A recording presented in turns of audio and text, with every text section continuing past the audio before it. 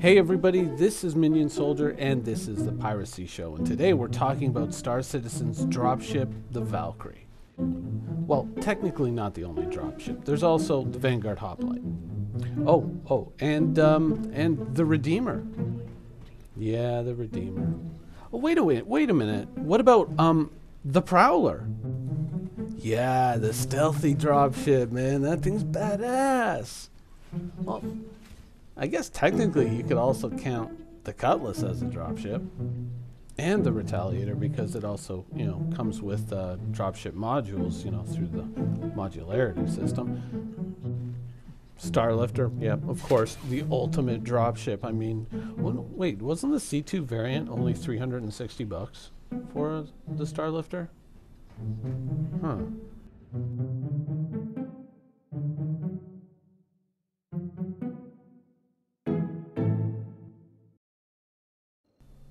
Now I know I know what you're gonna say. Minion, that's an oversimplified, look at all the dropships in Star Citizen. Obviously, different ones have different choices, and realistically, to get some of the capabilities that you have in the Valkyrie with the Starlifter, you'd be looking at the $500 variant with the Moabs and all the guns on it and blah, blah, blah. I know. I'm just having a little fun here. God forbid we have fun playing video games on the internet. So the important thing is when you look at these, certain ships for certain applications, obviously, that's a great thing to have. And it's important to have a variety of ships. I mean, to have everyone flying around in, the one ship, the two ship, or the three ship. I mean, certainly those of you who remember playing Privateer, not a tremendous variety in ships. I think there was only the 4 that you could get in the game, but of course that was single player, so you weren't going to run into a lot of other people flying the same ship you were. In fact, I can't did NPCs have those ships? I can't recall, it's been so long. But back then, we had a lot simpler things to deal with, and certainly Privateer 2 had a much wider variety of ships that you could have access to, right? There was a tremendous variety and a tremendous depth as to what you could do with them. It was a really cool system, a pretty damn good game. I was half expecting when we saw the Star Citizen demo that just like in the original Privateer 2, you were going to see somebody wearing a bucket on their head, banging their head against the wall in one of the shops, as like I thought it would be a cute knockback to, the old days with Privateer 2, but unfortunately it wasn't there. I was like, missed opportunity.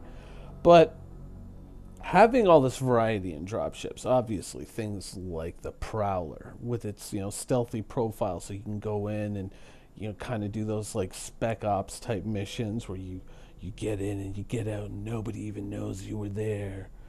And you can call your squad the Ghost Blades or the Night Blades or something like that because you're super edgy.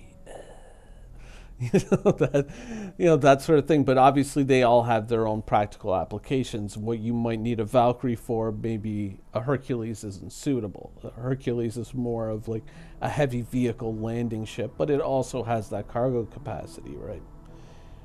And so it's important to have a tremendous variety to fit different mission profiles.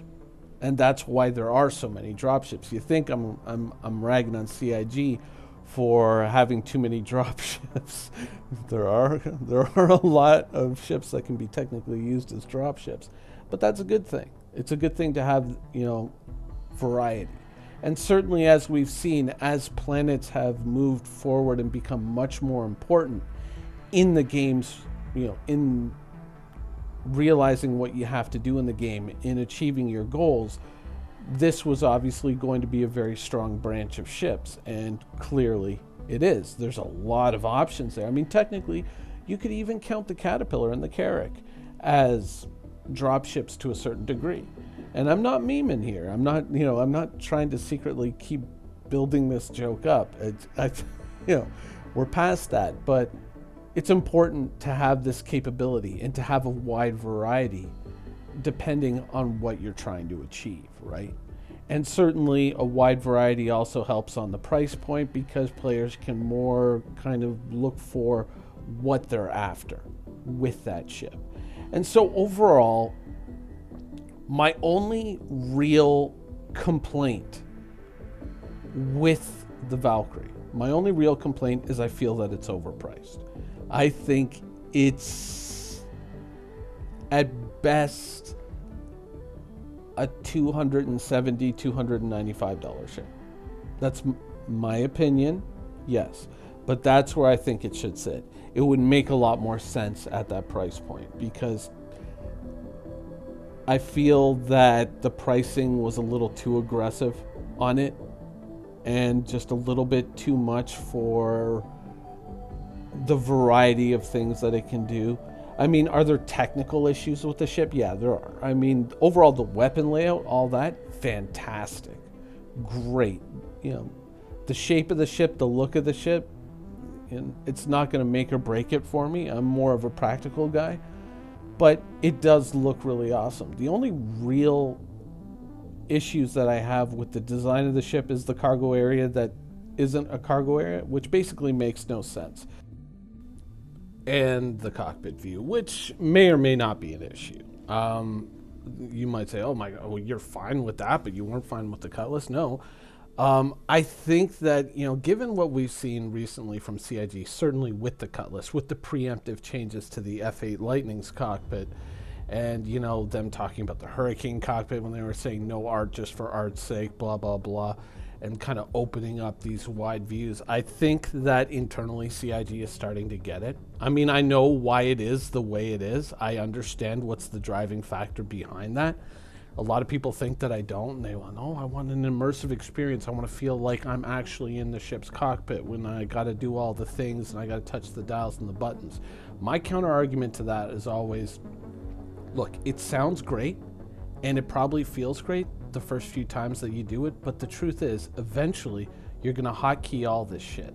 Or you're going to go get a voice attack program, and you're just going to be saying commands, you know, shields to front, engines to full, energy to weapons, you know, overcharged coolers, that sort of thing. You're going to automate all these functions, and you're not going to be in the heat of combat and all of a sudden look down into your panels, release your controls, look down into your panels, and start, you know, fidgeting with buttons. You're not going to do it. In the end, you're automatically going to throw this away. So why are we paying such a huge tax on something that in the end, for the most part, we're never going to use? Now, certainly in the startup sequence of a ship, it certainly makes it feel a lot more real. I'm with you there. I'm entirely with you there. And you'll notice in my videos that you see me using the tactile controls more and more often. You know, getting off the ground, doing that sort of thing. I haven't hotkeyed this stuff in a while, and I've been, you know, experiencing that. But as for using it in actual combat, no. In the heat of combat, it's bullshit. It's just something that is going to force you to take your hands off of this, put your hands on that, and start fidgeting with buttons. No one's going to do it. Everyone's either going to have a co-pilot to handle it for them, if that's even available on your ship, or they're just going to automate it or put it through a program. And in the end, you know, why are we paying this huge tax in terms of visible area that we need, that we can use in combat to, you know, put these panels up that realistically, in the end, serve no function? And those of you who have been with Star Citizen for the longest time know that we used to have all this information displayed in our HUD, and that was taken away from us in favor of this system, which, I mean, makes the cockpit experience a little bit more immersive, but realistically, especially in cases like the old Cutlass and currently what the Terrapin and the Valkyrie are two huge offenders in this area, I think it's going to be changed. And I think that it's just a case of these were kind of punched out the door real quick and someone didn't get the memo or forgot to look at it, and it's something that is going to eventually be changed. Because, you know, if you look at the Cutlass situation, right? Like the Cutlass situation, we fought for that for over a year. And, you know, there was all kinds of people going, no, this is perfect, this is fine, I don't see the problem. No, what the heck's wrong with the Cutlass? And then the changes were made. No one has gone, you know, I like the old Cutlass better when you couldn't see the ground. I miss the old Cutlass when you were just looking at, you know, computer panels. I don't like to see space when I'm playing a space game. I don't like to see where I'm going to land. I want it to be like a guessing game and an adventure. Like, ooh, let's see what happens this time. Do I hang up on a rock or do I explode? I think we kind of put that one to rest. So I think that is a change that's going to come. The cargo bay thing, I've seen the memes on Reddit. Yes, I have seen the memes. You can stop linking them to me. Of CIG in the Q&A, they said, it's only for vehicles. The cargo bay is not for cargo, it's for vehicles. It's not a cargo bay. The cargo bay is not a cargo bay, it's a vehicle bay. Okay. Yeah, and people are now, like the baggage trolleys that you get in hotels, and people are putting up pictures of that with like a little LTI thing on it. Like, you can now buy this so you can put cargo on this and then wheel it into your Valkyrie so you can put cargo in the cargo bay. I saw that. That was funny. That was pretty dope. I've seen a lot of those recently. The booster seat one too. That's pretty damn funny. Yeah. Those I think that's going to be an issue that's going to resolve itself logically. I think because there really is no counter argument to that. It doesn't make any sense that the cargo bay isn't a cargo bay. Right? I mean, come on.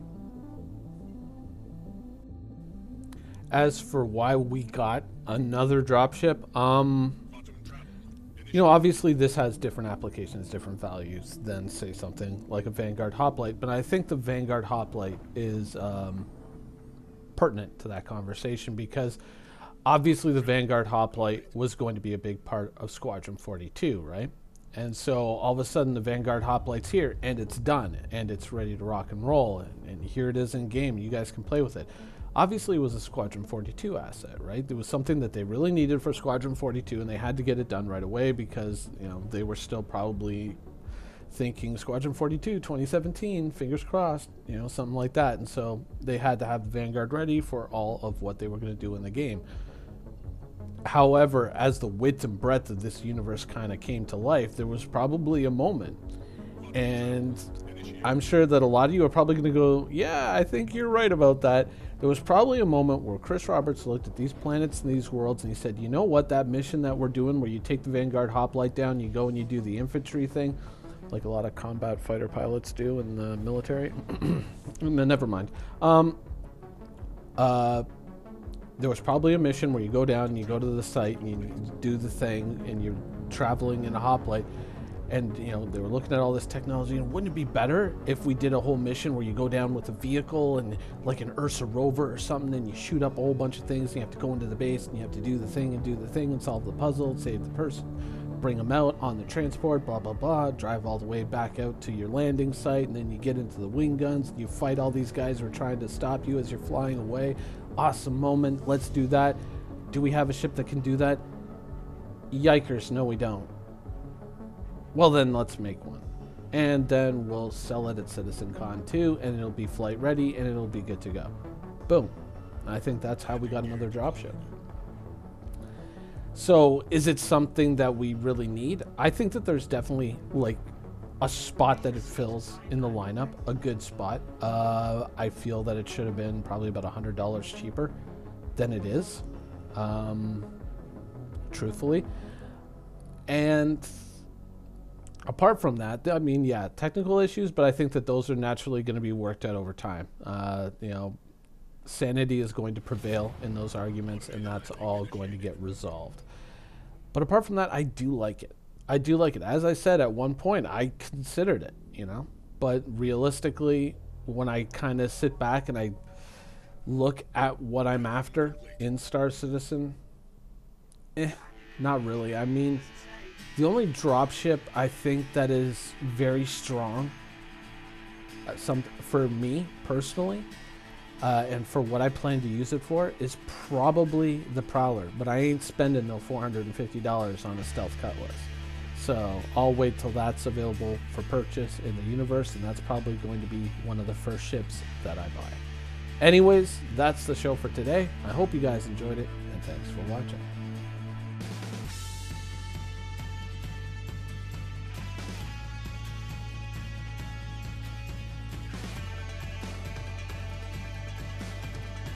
Thank you for watching. So if you want to keep up with the latest and greatest in Star Citizen and Squadron 42's development, please follow us on our social media channels. See you soon.